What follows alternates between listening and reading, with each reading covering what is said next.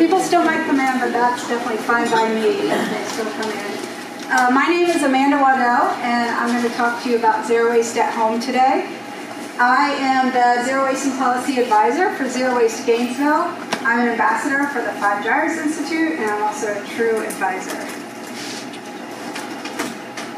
So the Zero Waste International Alliance came up with a peer-reviewed definition of what zero waste is back in 2004, and I'll just read it to you. It's zero waste is the conservation of all resources by means of responsible production, consumption, reuse, and recovery of products, packaging and materials without burning, and with no discharges to land, water, or air that threaten the environment or human health. This definition was revised in 2009, also in 2018. I encourage you to look at zwia.org. They have a lot of great information on zero waste. And what this boils down to for a business or a city, it's basically a 90% more or more diversion of materials from the landfill. If you can do that, you've achieved zero waste. So what is zero waste? It is reduce, reuse, and recycle in that order. Living in a way that creates little waste. Focus on front-end waste solutions. So this is the reduce and reuse. I'm going to talk a lot about that. Zero wasters really consider all discarded material as resources. And as resources, they should not be buried or burned. Zero waste also promotes a circular economy through extensive reduce and reuse and repair. I also think of zero waste as living a simple life in line with nature, because we all know that nothing in nature is wasted. Nature lives on circular cycles, and so try to live like that with zero waste. Zero waste is also source separation. So there's back-end waste solutions, where instead of throwing all your garbage into one container, you really separate it out. So your source is your home. So source separation. And definitely recycling and composting, back-end waste solutions are very important for zero waste. So just really short, what is circular economy? So it is the extraction of resources, but on the front end in design and manufacturing, they really plan for middle life and end of life. So you design and manufacture products that will be able to stay in the system. This is either through the fact that they're durable, the fact that they're repairable. At end of life, these products are recyclable or compostable, so more resources stay in the system, constantly be using, and you extract fewer resources. And I'd argue that we're more on a linear economy, where we just extract resources, make products, use them, and throw them away. We have a few little loops in there, but for the most part, we're closer to the linear than a circular, and I'd love for us all to move towards the circular economy. So today I'm going to talk to you a lot about what my family and I do, and we are able to work towards zero waste because Alachua County has a lot of great systems in place. So I can't say enough about the dual stream recycling. It is so much better for the system. It's a great way to recycle. So we have curbside recycling, which is great. Also composting, that's what we do for our family. That allows us to divert a lot of food waste from the landfill. Alachua County also has pay-as-you-throw. That is a great system, and they've had it for a very long time. Pay-as-you-throw. So it means that there are different size garbage carts, and you can choose which size you want. So we have the smallest, it's a mini, and it costs the less too. So the wasters have to pay a lot for the larger garbage cart. So two things I want to point out is that zero waste can be different for you guys than the way it is for me. So the way I work towards zero waste is not necessarily the way you guys have to work towards zero waste, and the way Nina works towards zero waste could be different than the way I work towards zero waste. But as long as you're working towards zero waste and you're reducing your waste along the way, that is great. Also, don't get hung up on zero waste, because any waste you can reduce by implementing anything new is awesome. So my family and I have a husband, we have 2 daughters, they're 8 and 10. We still produce about a cereal bag size worth of garbage a week. So we're not down to zero. I consider us working towards zero waste. We haven't achieved it yet, and we try really hard. So it's not that it's impossible, it just isn't the easiest thing. It takes a lot of time and planning, but I really like to do that. So how do you begin your zero waste journey? I talked a couple weeks ago about doing a waste audit. Did anybody do a waste audit? That was here 2 weeks ago. Well, I can't say enough about doing a waste audit. I just love doing those. Basically, you just save your garbage maybe for a week, and then you sort it, and then you study it. It's pretty cool. So also beginning zero waste, start with reduce. It's really the #1 way to work towards zero waste. And then after you've studied your garbage, anything that can't fit into a circular economy should be eliminated. So everything you buy, use, or ultimately discard should be reusable or repairable, recyclable, or compostable. And then study what doesn't fit into a circular economy and see if you can eliminate that or replace it with something that does. Can I ask you a question? Yeah. If you buy like just fresh meat, but they put it in a styrofoam with saran wrap over the top, Yeah, you're gonna have to that. Right, you're gonna have to throw that away, or I mean, you could clean the tray and take it back to Publix. And if you want to just talk about, or say that question out again, just so everybody can hear. Oh, what do you do with meat packaging that has like the plastic film with this? I just avoid that. We don't eat much meat. What meat we do eat, we buy from the farmer's market. It does come in a very small bit of plastic, and that's just part of what we throw away for the week. It's hard to avoid buying meat with having zero waste. Some people will take a mason jar with like a big lid and ask a butcher if they'll put meat directly in that. Since we don't eat a lot of meat, I just haven't pursued that. So again, my zero waste might be different than your zero waste. If somebody likes to eat meat a lot, that might be an avenue where you have to explore the best way. So zero waste, it's living a way that creates little or no waste. So the first thing I would suggest is that you collect items that will help you be zero waste, like bags and jars and stuff. And I really encourage you to look around your house. You probably already have a lot of these items that you can use to be zero waste. I definitely don't recommend going out to buy anything unless you really need something. The point of being zero waste is use what you have, not buy a lot of new stuff. If you do want to buy some stuff, I encourage you to look at thrift stores or the Repurpose Project. Try and buy used items. If you do need to buy something new to help you be zero waste, Life Without Plastic is a great online store, and Life Unplastic is a great local store. I also encourage you to check out some books from the library on zero waste. They actually have some good ones that I've checked out to read. Our library systems are pretty good, and if you want to read about them, that's a great place. Also, find out what motivates you to be zero waste. Maybe reduce plastic in the ocean. That's a really big one for me as an ambassador for the Five Gyres Institute. Maybe because you know that Gainesville is going to be working towards zero waste, and you just want to help out Gainesville and kind of get in line with them. Maybe you have a connection to nature. And again, you know that nothing in nature is wasted. What about climate change? So sending organics to the landfill, that adds the methane, so maybe you want to help reduce greenhouse gases, or you just want to save resources. Those are all good reasons to work towards zero waste. So this is just a picture of a lot of the things I have, and I brought some of them here. And the point is that they're all reusable, durable items that I can wash, that I can reuse. This is one example. My daughters are 8 and 10, and I bought 2 sets of these when my oldest was 2 in anticipation of her going to school. So they've used these pouches as Ziploc baggies for a long time. I mean, Allison's 10 and a half, and she started taking her lunch when she was like 4. And so they've been using them. I wash them on the weekends, so they use them every day for school or camps or wherever. I wash them on the weekends and I use them. So they've never thrown anything away at a lunch at school or camps or wherever. These have lasted a really long time. So just other things like water bottles, glass jars, bags. I'm going to talk a lot about bags because I just love reusable bags. But the best ones are cloth bags that you can wash in the washing machine and use over and over. This bag is from a conference I went to in 2006. I just absolutely love this bag. I use it for so many things. And again, you don't have to go out and buy new stuff. This is really old silverware that I have, and I carry it around with this old hand towel that I just absolutely love. And you don't have to go out and buy new stuff.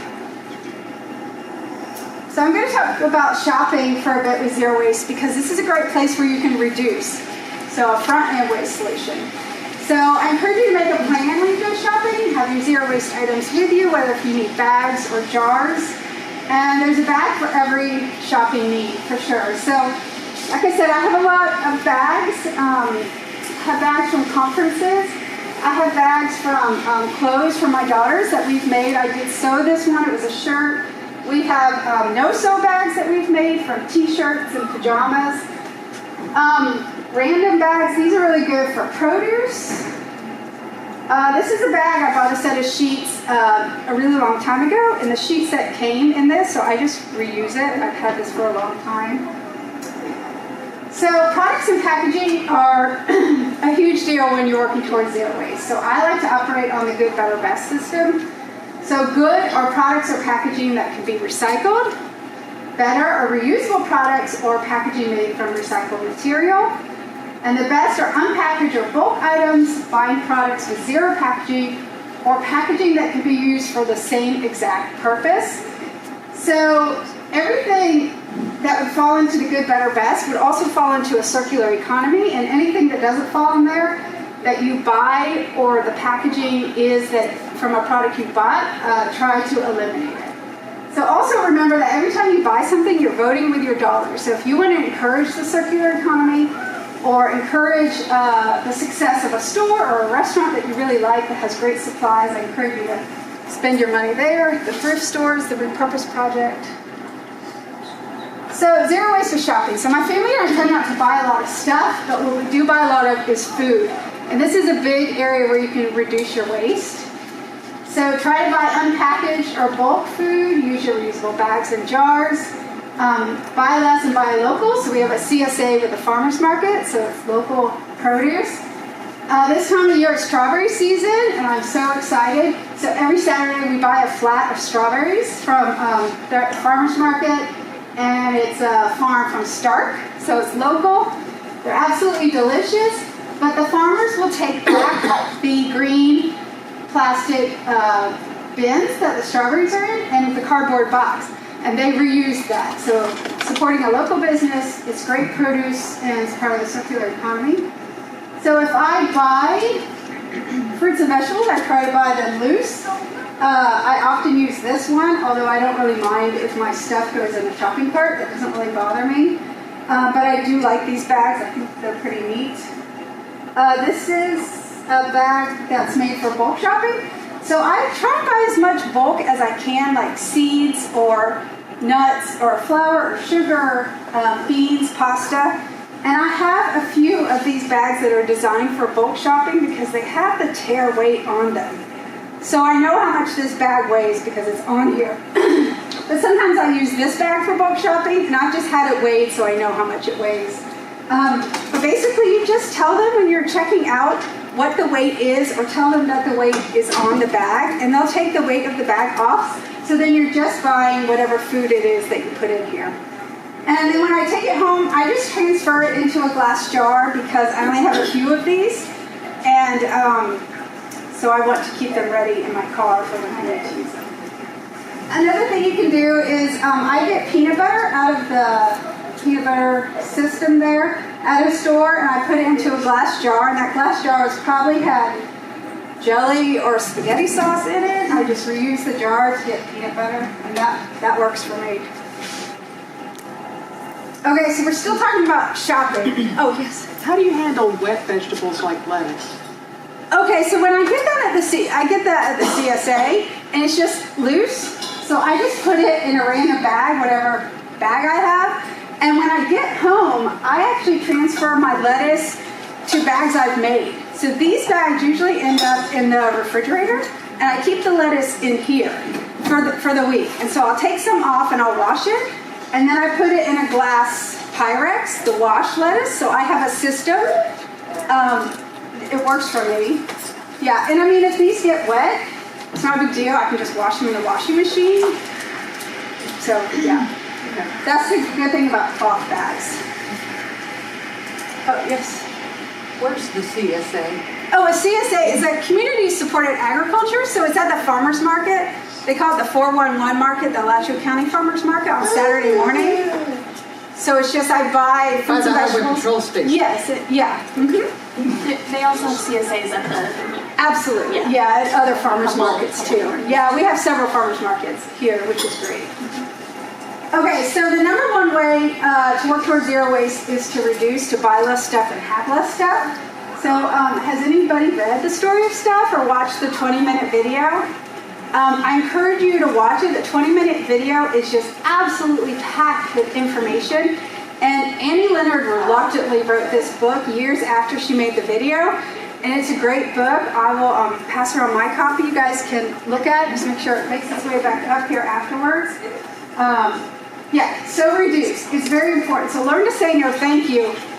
People constantly want to give us stuff, especially with kids. And my girls have learned to say no thank you, but just really think about it. Do you need the free item that they're trying to give you?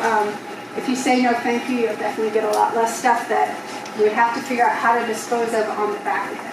I encourage you to think critically. Do you really need this new blender, the new shirt, shoes, water bottle, reusable bag, pen, phone, whatever it is?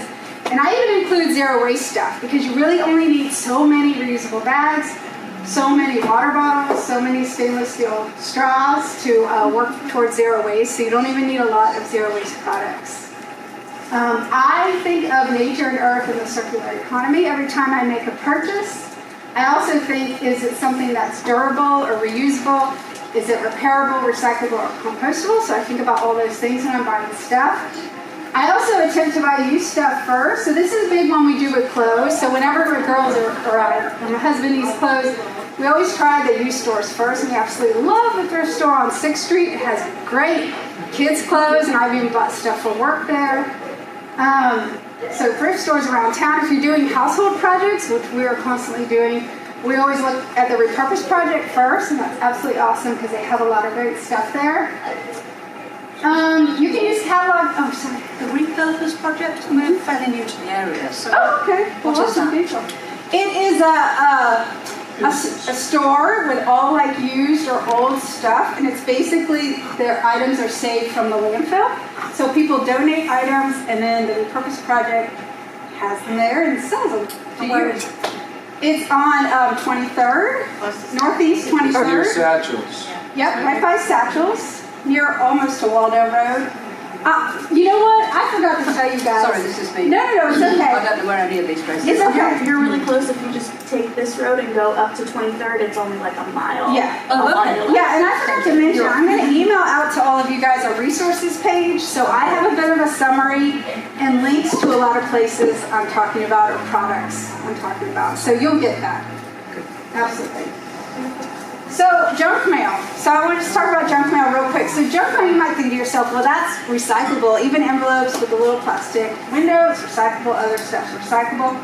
But the point of zero waste is even to have fewer materials to recycle on the back end.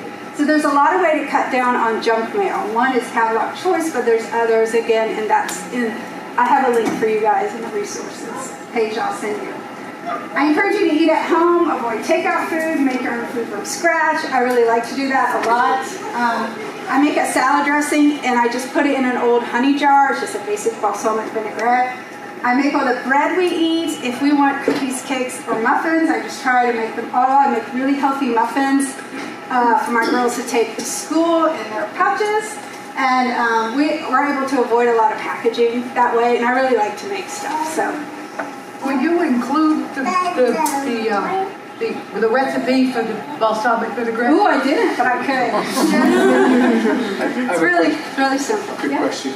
Takeout food, in particular here, we have pocket styrofoam. I've tried to take containers to the restaurant and say, can you put my food in that? And they seem quite resistant. Yeah, so a couple things with that. If you actually eat in a restaurant, you think you're going to have leftovers, you can take your own container because the food's on the table, it's yours. But takeout. But takeout is a completely different story. So a lot of zero wasters they're trying to get like health codes changed and work with the behind the scenes stuff. As far as I know, that hasn't changed a lot. So it's absolutely true that restaurants don't want your items behind their counter. So it's really hard. It's just hard. So again, it's just a fact of, is it worth it to you to get that food if it's in a container that isn't recyclable or reusable? Yeah. So you just have to weigh that. I mean, maybe it totally is worth it. Does your list you're sending out include some list of places and towns that have more recycle friendly?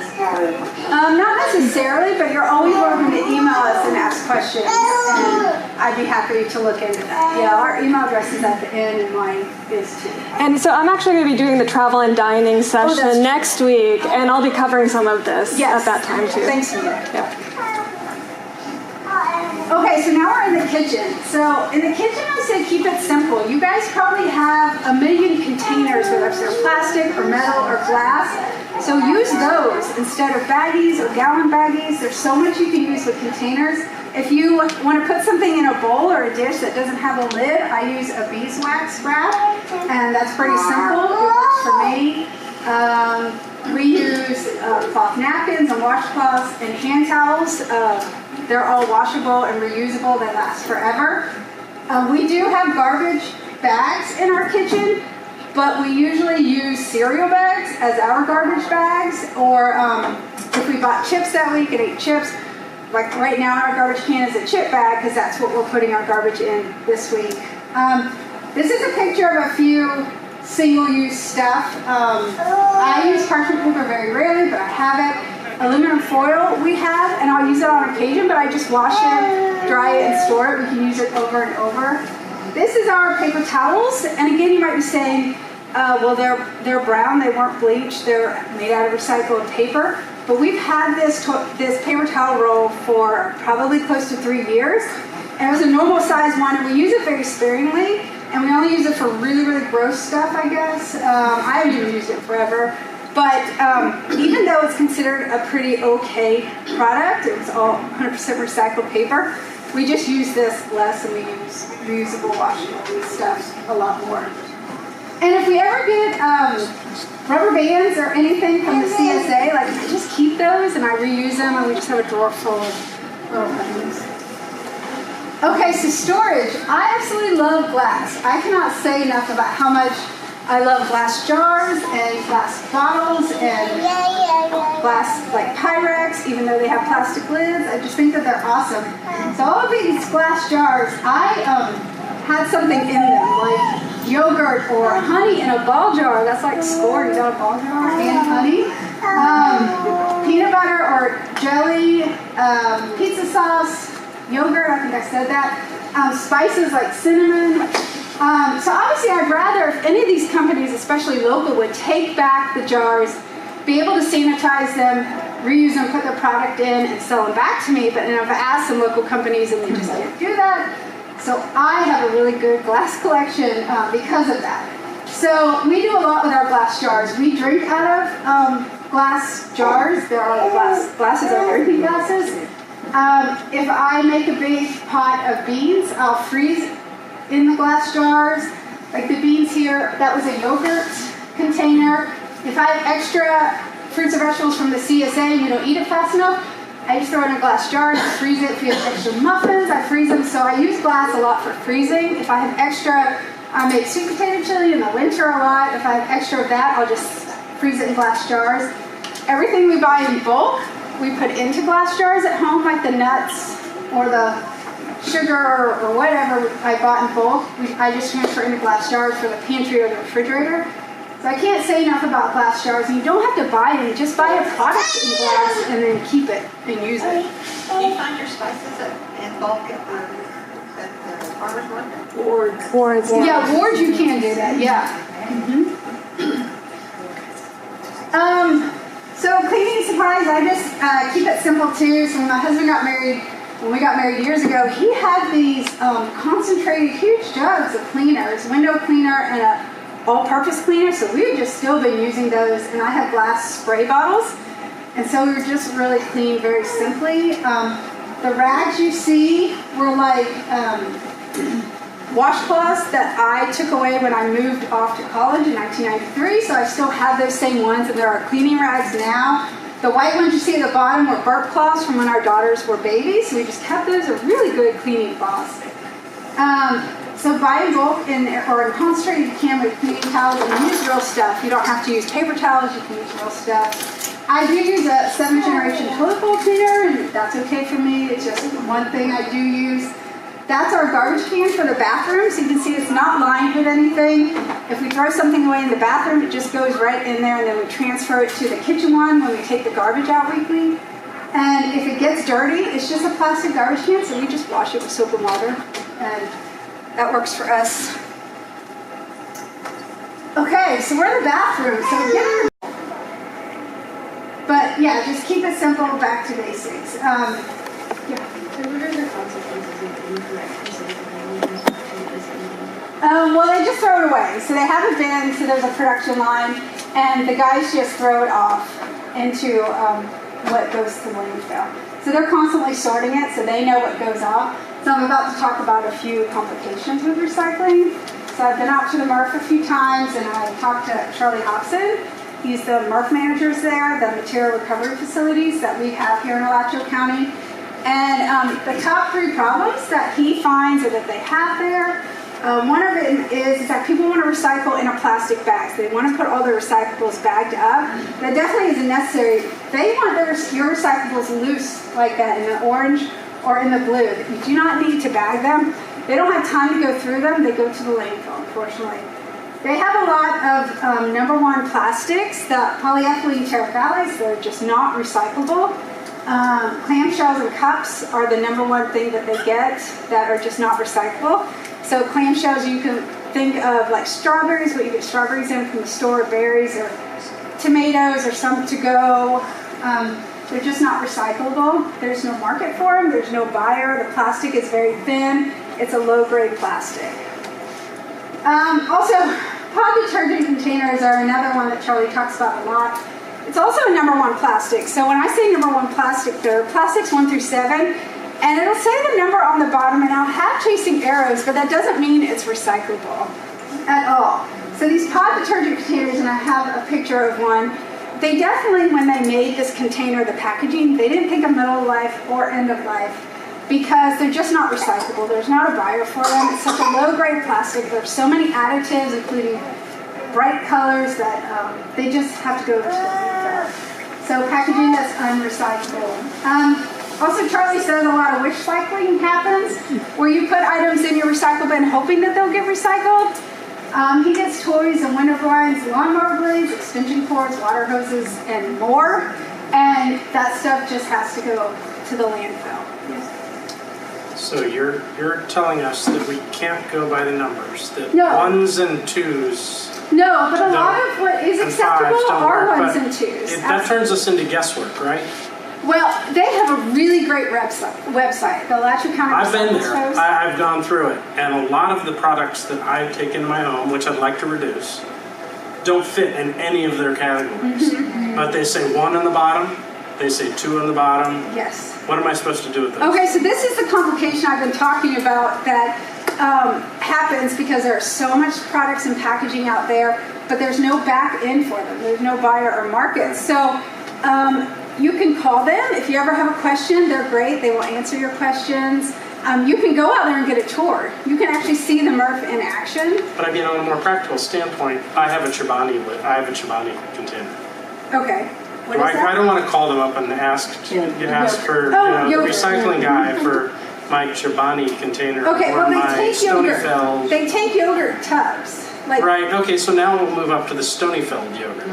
okay. Okay. Now It's that's a probably number number- 1. Is that okay? It's usually yogurt's number 5, polypropylene. Okay. So it's a number 5. Yeah, and there is a market for number 5s. So I mean, we can't really call on every product. And I mean, honestly, I hate to be a pain in the ass about No, this. no, no. It's understandable because this is a But problem. I have found this is my number 1 barrier to recycling. Is what I put in the blue bin.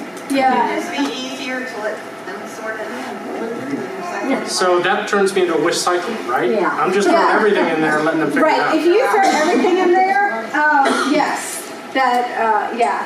Do you have a comment, Patrick? I was just going to say, I'm Patrick Irby, by the way, solid waste director for Alachua County. In those 2 particular examples, both yogurt tubs, we would take them both, and those would fit a category. And we've tried our best to be very specific with our lists that we put out.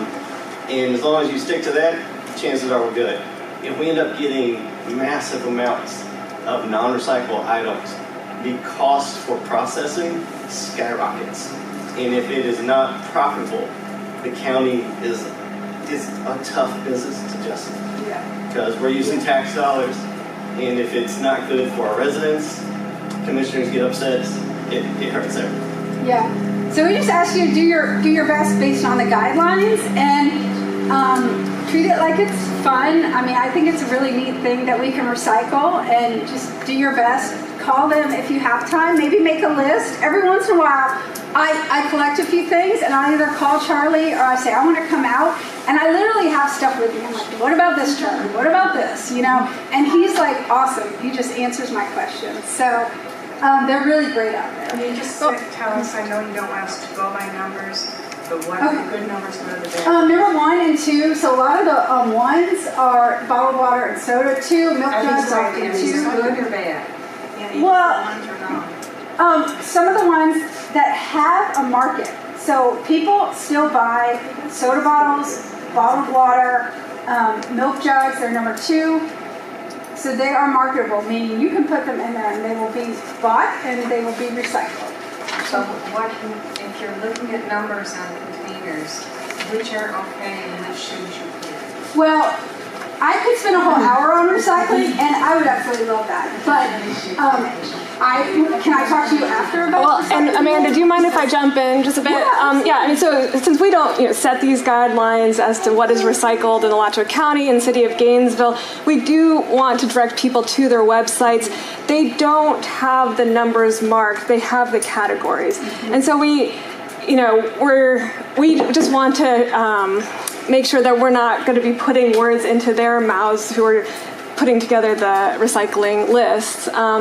So we don't have numbers to tell you because that's not how it's organized. Yeah. That's not what they post on their websites. Some communities do really say, well, we take number 1s and 2s, but that's just not how Alachua County does that. But on the resources page, I do have a link to Alachua County Recycles, so you can go there and study them. It has their address, their phone number. You can call them, you can get a tour. I really encourage you to do that. But I want to also remind you that even though bottled water is acceptable, it's recyclable, it's often number 1, the polyethylene terephthalate, the goal of zero waste is to have fewer of even recycled material that's acceptable. Usually the yogurt and butter tabs are number 5, just so you know. I just intersected. We just moved from California. Okay. And in San Francisco, they have banned reusable water, not reusable, water bottles. Single use bottled water. So you cannot buy Right. water Yep. in the In San Francisco. plastic bottles anymore. Yeah, In San absolutely. Francisco, Mhm. at all. Yeah, that's And you very can't have, specific. and nobody in Totally. California gives you a plastic bag. Right, absolutely. You have to It's a buy them state at 10 law. cents. Yeah, absolutely. Nobody gives you a Yeah. plastic bag. California's leading the way, for sure. I hate to beat a theme to death. Decisions at the point of recycling are my major problem. Okay. I end up with styrofoam from a restaurant. I end up with styrofoam from my meat. Can both of those go back to the grocery store, or is the grocery store going to get picky on my styrofoams? Well, I have styrofoam cups that I end up with inadvertently. Can all those go into the public styrofoam? first off, I would say if there's any way to avoid number 6, polystyrene. Got it. There's so much bad to say about number 6. From the front end production to the back end of waste, if I could encourage anybody to not use any type of plastic, it would be number 6. So, if you do use it, in order for it to be recycled, you have to clean it. They do not want anything contaminated, no food on it at all.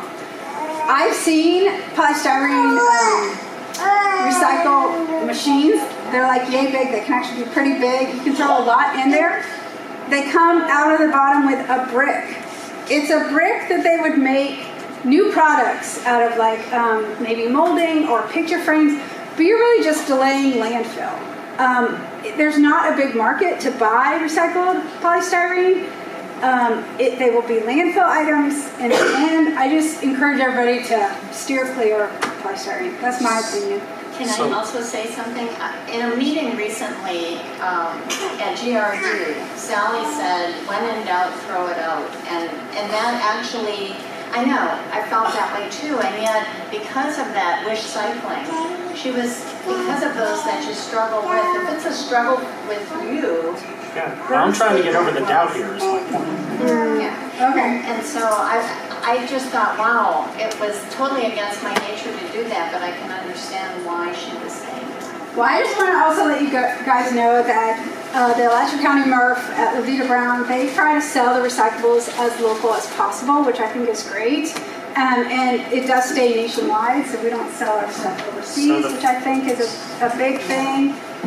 Right next to the styrofoam is the plastic bag container. Yep, that's a whole different Is that topic. only grocery bags from the store, or can I throw other loose plastic bags in there? The one I get from Bed Bath & Beyond. or the Yep, one you I can get- throw other stuff, even like Is lead bags, is those that just type of. any bag, any bulk bag, and is that just going landfill on me? No, there's a market for that. I've been involved in those kind of recycling systems, and I can talk to you afterwards about that. How about that? So I just say something, this is something more global, and maybe you can help me with this. I was watching some news program, I don't know what it was, I'm more into documentaries and stuff, and there was a guy standing next to a ship that had all recycling stuff on it, and it was on its way to Asia. And that made, I was like, really? I recycle all this stuff and it gets sent in. Well, are they buying it or is this being dumped? Loose landfills in ocean. Yeah, that's my. In that instance, that, I mean, for a long time was the backbone of recycling was cheap labor in other countries. Here lately, China in particular has stopped accepting almost all material from the U.S. And a lot of that's due to single stream recycling, which is why I'm happy we don't participate in that. I just wondered if it was all the stuff that we are putting in recycling that really can't be recycled. No, they have a lot more manufacturing than we do, and they have more uses for. This ship was going to Southeast Asia, Laos or Cambodia or Vietnam or something. After China, Vietnam, Cambodia, Laos, all those places have kind of picked up where they were, as well as some South American countries. Yeah, but I would encourage you to, if that matters to you, which it absolutely should, it should matter to all of us where our recyclables go, just advocate for them to stay as close as possible. If we create trash, we should have to deal with our trash. Zero waste. Wasters want trash to stay in front of our eyes. We don't want it to hide in a landfill, to hide overseas. So that's why waste audits are so good, because you just see all of the stuff that you have, all the garbage. So advocate, let your people know that you want your trash to stay local. We should have to deal with it. Definitely, I believe in that. But as far as recycling here, I just encourage you to get back to basics and keep it simple. So these are some pictures that Charlie gave me. So a lot of those on the left are the clamshells, so they can have lots of produce in them, leafy greens, strawberries, a lot of stuff like that, some cups. This is a picture of wish cycling, stuff he gets, weird packaging, the Tide Pods, other stuff that's not recyclable. There's not a market for it, but people want it recycled, so they just give it to them in the recycling bins. So recycle these basics. Keep it simple. So I brought some recycling bins and some of my recycling. I took a picture. You can recycle a lot of paper products, which is pretty cool, but if you can reduce on the front end, of course, that's much better. Even stuff like pizza boxes, if the top or the sides aren't soiled with grease, they can definitely be recycled, so you can at least rip the top off.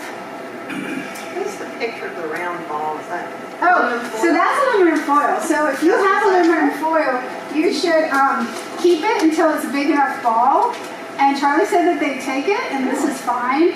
So if you have the top of yogurts are sometimes aluminum foil, you just collect those until you have like a ball of them. I think it has to be over 3 inches so it doesn't fall through the netting. Yeah, so the mixed stuff in the blue container, sometimes conveyor belts where stuff does fall through, the paper doesn't have that, so paper can be smaller and it doesn't fall through. So composting is basically recycling your food scraps and yard waste. Until we have curbside composting in Gainesville or have an industrial compost facility, I encourage you guys to do backyard composting. It's pretty easy and simple, and it's also a lot of fun. It's just a natural process of your organic material turning into soil. So we just keep this. So we actually have the system that I brought here and I have in the picture. It's a free system you can get from Alachua County. They just give you a wire bin and this countertop keeper. And we just put all of our kitchen scraps in here, like fruits and vegetables, loose leaf tea, coffee grounds, eggshells, even toilet paper rolls. So I just rip these up and I compost them. It's part of the ground. And you just add the kitchen scraps with your yard waste. Leaves are really the best and easiest thing to add. Your compost bin needs air, water, and food, and it really is a living system. So there's insects and worms and bacteria that are in there and turning all of this stuff into a great soil. So I really encourage you to do this. I also encourage you to try to reduce the amount of food waste you have. So always reduce on the front end before you do any of these back end waste solutions like composting. But it's great. I encourage you to backyard compost. Okay, so here's a picture of a waste audit I did years ago when I was preparing to give a zero waste talk at a conference. So I kept all my garbage, I saved it for a week or all of ours, and I just laid it out and took a picture of it. So it's just an inventory of your garbage. You just save it, sort it, and study it.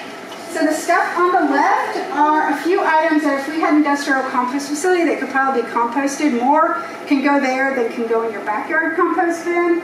The middle section are mostly mixed materials, so you might think some of your packaging is paper, but most likely it's lined with some sort of plastic in it, so it's not recyclable. I have since stopped buying raisins in a container, and that's one thing that I can buy in bulk, so I've reduced that. The stuff on this side is just different kinds of plastics that we haven't gotten away from, mostly like cheese, or if you buy something in glass, maybe it has that plastic rim around the top that kind of seals it. So we have like odds and ends type of plastic stuff like that. But if you do a waste audit, you can basically study it and figure out what you can reduce if you haven't already reduced a lot, what maybe you can recycle or compost that you didn't realize, or what you can eliminate by buying it in a different way, or maybe what you just want to live with because you just absolutely love it and it's in plastic. Dryer lint on a compostable side? Yeah, you really can. There's a problem with microfibers with dryer lints and washing synthetic clothing. And but if you pretended like you didn't know that, then you could use dryer lints. I've done webinars on stuff, and I've been to a microfiber workshop, and so I'm very aware of them. But in general, dryer lints. And also, it's hard to kind of see, but anything you would sweep up on your floor, technically you could compost in an industrial facility because most likely it's like your hair or dust or bits of food. Yeah. So my family and I try to live a holistic way that's kind to the earth. So I encourage you to do the same. I call it kind earth living. And the number one is live a zero waste lifestyle and support zero waste businesses. Like I said, I'm a true advisor, and that means there are businesses out there that are certified zero waste. They've gone through a certification process. One example is Rose Mountain Herbs. They're out of Oregon. They've achieved zero waste. Sierra Nevada, the beer, they have a couple factories that are zero waste. There's a couple Smucker's factories that are certified zero waste. There's a section of Epcot that are certified zero waste. So I encourage you to support those businesses. Avoid single-use plastics, packaging to go, avoid plastic in general. Advocate for companies to use reusable. So if you have an awesome business you love or your favorite restaurant and they use to-go containers in-house, write them a letter. Tell them you love their food, but you don't want to eat out of to-go containers, especially in-house. If they have durables in-house, but to-go containers that are not very great that they send you off with, just write them a letter too. They want to hear from you. They care what you think. So advocate for companies to use reusables. I encourage you to buy less, buy used, buy repairable items, and buy items made from recycled material. Participate in beach and shoreline cleanups. You can learn a lot from doing that. Consider the environment and nature and animals with whole life decisions. Live a simple life in line with nature. Don't waste anything, water, energy, food, or stuff. We avoid products that contain palm oil. That's really important to me. Artificial colors, ingredients, and flavors. Donate your items to thrift stores or the Repurpose Project. Help the circular economy. Help other people be able to buy good use stuff. And recycle what you can, but recycle right. So you can find Zero Waste Gainesville online. On Facebook, you can email us. We have some YouTube videos as well. You can email me directly. And in fact, you should if you don't hear from me in the next couple days, because I'm going to email you guys that resources page. But if you don't get it, you are welcome to email me. And I just want to say thank you.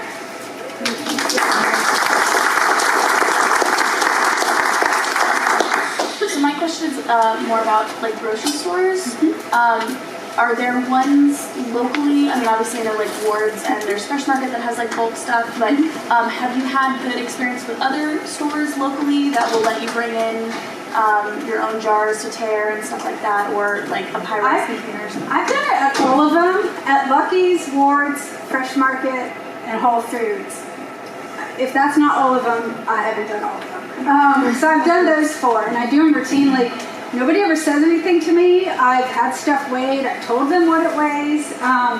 They're all like, cool. So I don't have a problem with it. I know that Whole Foods technically has a rule that you're not supposed to bring in your own containers, but I'm like, come on now. Yeah, but I'm like, come on now. Yeah, then if they strictly enforced it, I just wouldn't shop there because you don't have to. You can shop other places. And in regards to like the numbering on the recycling stuff, it sounds like the reason why we don't go by those numbers is because it's deceiving, and so that's why Alachua County goes by this is the type of thing. Yeah, so if you don't like it, tell them you don't like it. If you like their product, I don't really like their products, but if you like their product, write them and say, oh, I really like your product, I do not like your packaging. Is there any way you can change your packaging? And they may let you see or may not, but I encourage you, if you really like something, but you don't like the packaging, or maybe you want it unpackaged, if that's even possible, I encourage you to write them. And one more note about recycling. The City of Gainesville has a recycling guide as well, and it's actually quite lengthy. It's about 89, 90 pages. So you can, if you have a question about a product, you can search there first before trying to give them a call. It's pretty extensive. That's true. I forgot about that. Yeah, I can put a link. I can add that to the resources because it's like by alphabetical order. So if you're like, what do I do with this? Yeah. I was going to say something about the meat question too. I know at Lucky's one time I went in and I wanted a chicken breast, and I just wanted them to do it at the meat counter where they will wrap it in paper, and there's a little piece of plastic in it, but there was none at the counter. And I said, do you not have any? And he actually went to the back and got chicken from me. Now they won't put it in a container that I brought. I tried that one time. Yeah, but you gotta work on that. Yeah, but at least I didn't get the plastic surrounding the styrofoam and stuff like that. He was very, very helpful. And Lucky's is on 23rd. Yeah. He's probably outside of the scope of this talk, but it's been great, by the way. Got some great ideas, loved it. And a wider picture, if you can influence governments, states, counties, cities, you can have a much greater impact. Are there resources in your email that point us to something outside? So, for instance, I lived in Holland 30 years ago, and they're doing 10 times more than we are here 30 years ago. In Japan, it was 50 years ago. So if we can influence a government or a state to do more, we can have a much greater impact. Do you follow us on Facebook? Are you on not Facebook? Yet. Every once in a while we mention things that we support or that you could look at and decide on your own if you want to support it. There are a couple things in Florida going on right now with the state legislator. I'm sorry. And you can decide if you want to support that. There are some House and Senate bills that want to take away the preemption that prevents local communities from banning single-use items. There is a representative that wants to add plastic straws to that, so they don't want to allow any communities to ban plastic straws. And there are state senators that want to push a bill through that would ban plastic bags and plastic straws. So there's actually a lot going on right now. That's not always the case. But I have posted a little bit about that on our Facebook page, so if you want to check that out.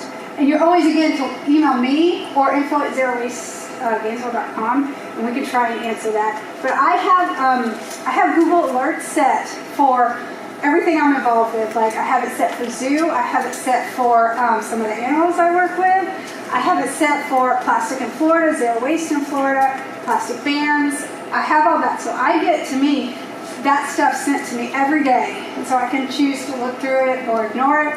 I usually do try to look through it, see what's out there. And Zero Waste Gainesville, we do local advocacy work. Oh, absolutely. So we're pushing for the city and county to adopt a zero waste strategic plan. We push for the plastic bag and styrofoam ban, expanded polystyrene ban. Yeah, we were very involved in that. And so we're a small group, and that's where we can find our way to impact on that level. We post information on our website, on Facebook, when things are coming up for, say, a city commission meeting or county commission meeting. So trying to keep people informed as to what is happening locally, so you can email, call your elected representatives, and push for it as well. Thank you.